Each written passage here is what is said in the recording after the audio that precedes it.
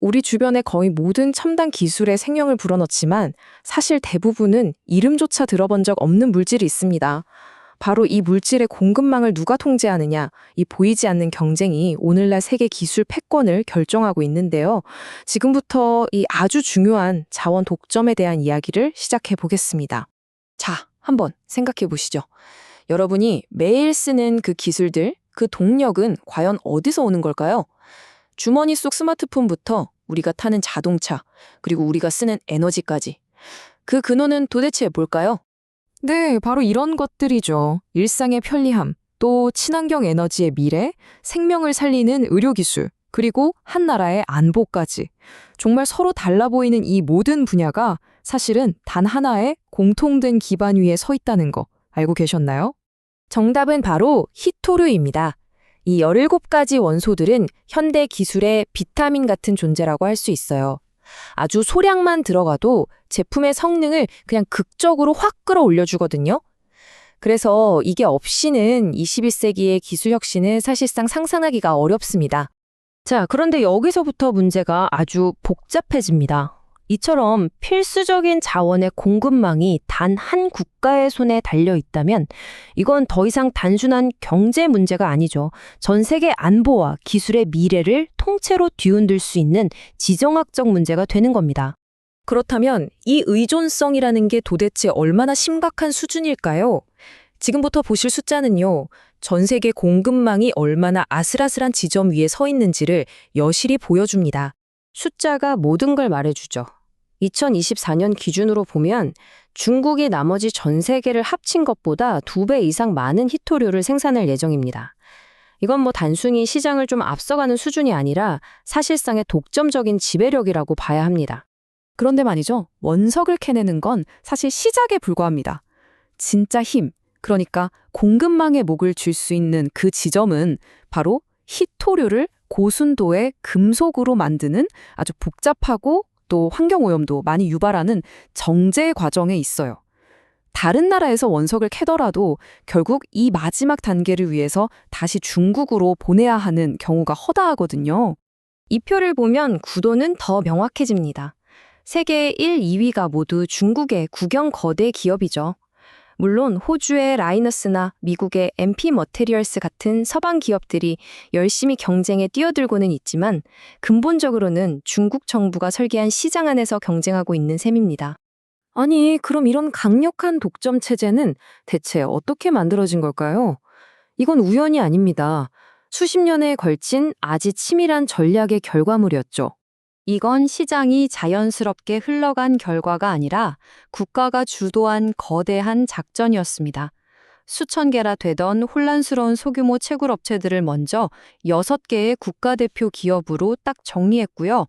그 다음엔 전략적으로 가장 중요한 중위토류 생산업체들을 하나의 거대 기업으로 통합시켜버렸습니다. 그래서 지금 시장은 가격 통제와 전략적 영향력을 극대화하기 위해 설계된 양강체제라는 독점 구조가 된 겁니다. 그리고 이 모든 건 아주 오래전부터 계획된 것이었습니다. 1992년에 덩샤오핑이 남긴 이 유명한 말, 중동에 석유가 있다면 중국에는 히토류가 있다. 이게 바로 히토류를 석유와 같은 반열의 전략 자원으로 보고 있었다는 걸 명확히 보여주는 거죠. 이렇게 만들어진 독점적인 지위는 단순히 시장 지배력에만 머무르지 않았습니다.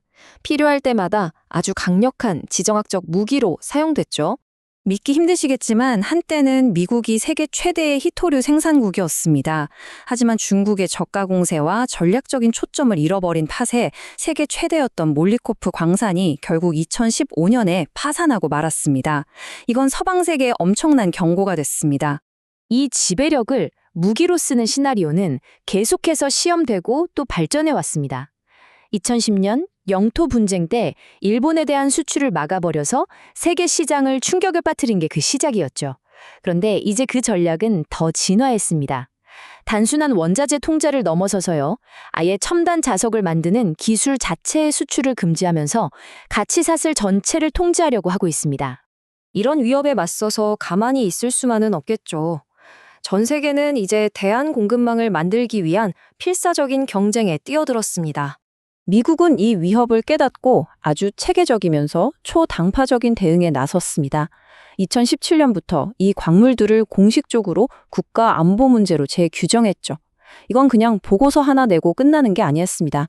미 국방부가 직접 자국 내 공급망 전체를 처음부터 다시 구축하기 위해서 자금을 투입할 수 있는 길을 열어준 겁니다. 그래서 목표는 아주 명확합니다. 중국으로부터 완전히 독립된 광산에서 자석까지 이어지는 공급망을 구축하는 것. 지금 미국과 호주 기업들이 국방부의 수억 달러 지원을 받으면서 선두에 서 있고요. 채굴부터 정제, 자석 공장까지 모든 단계를 우방국으로 다시 가져오기 위해 총력을 기울이고 있습니다. 하지만 이 경쟁의 기기 결코 순탄치만은 않습니다. 우리는 여전히 아주 불확실한 미래와 마주하고 있죠. 바로 이 점이 문제입니다. 우리가 추구하는 친환경 에너지 목표가 공급 현실과 정면으로 충돌하고 있거든요. 전기차와 풍력터빈 수요가 폭증하면서 우리는 2030년쯤 되면 경이토류 공급 절벽을 향해 가고 있다는 예측입니다.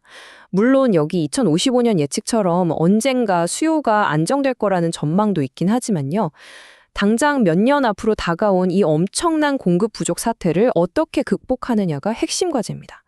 그리고 최첨단 국방 시스템이나 고성능 모터에 꼭 필요한 중위 토류의 상황은 훨씬 더 암울합니다.